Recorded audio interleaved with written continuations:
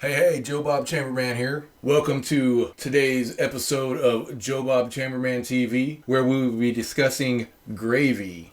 I mean, what is gravy? I know it's gravy, but is it like a sauce? Is it a condiment? I think you could argue it either way. According to the Walmart down the street from where I live, it is classified as either a baking mix or a spice. That's the aisle I found it on. But not before going down the condiment and sauce aisle multiple times. You know, if you told me that gravy was a sauce, yeah.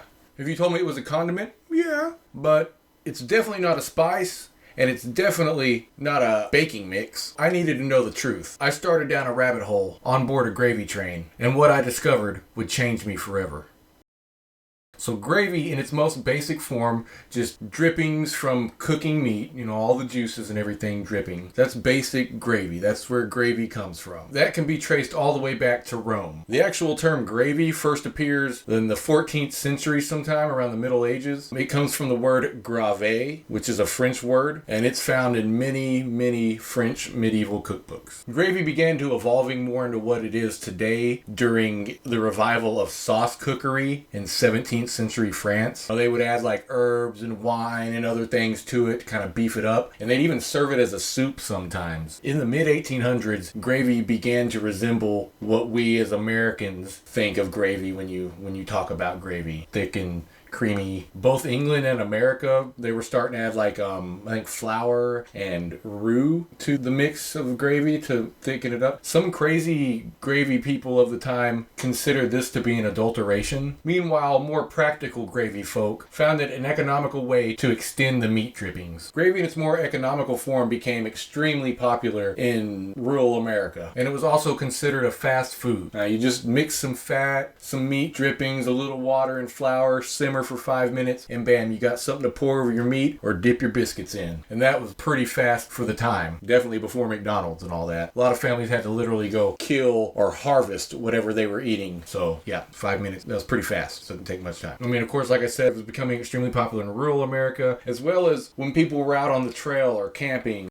As America grew, so did our demand for convenience. This gave way to pre-made gravies in jars and cans like we see today, and even that just add water powdered stuff that line the spice aisle at Walmart. But gravy isn't just limited to brown or white, or even America for that matter. Many people in Italy and some Americans refer to tomato sauce as red gravy. Apparently you'll hear that a lot in Louisiana. In India, gravy is a huge part of many of their well-known dishes, such as all the different kinds of curries out there. In the United Kingdom, gravy holds a place of honor at the iconic Sunday dinner. In East Asian cuisines, such as Chinese and Japanese, they use gravy-like sauces to enhance flavors of stir fries and noodle soups like ramen. And of course, it is a staple in America, especially on Thanksgiving. My whole plate, everything gets gravy. Everything. Gravy has become a crucial ingredient in many different cultures' comfort food. Gravy carries a cultural significance of hospitality and conviviality. It's the culinary equivalent of a warm hug from your favorite aunt. It's the universal symbol of, hey, let's all get together and have a deliciously good time. It's a cultural superhero, swooping in to save the day, transforming humble ingredients into a feast fit for royalty. Gravy started in ancient kitchens, probably whipped up by some ingenious cook who just thought, hey, I don't want to waste these drippings anymore. And from there, it embarked on an epic adventure, traveling across continents, picking up flavors and techniques from different cultures along the way, and evolving into the global superstar it is today. So next time you're pouring that luscious aromatic gravy over your meal, take a moment to appreciate its journey. From humble beginnings to a staple at feasts around the world, gravy truly is a testament to human creativity and the universal love of tasty food.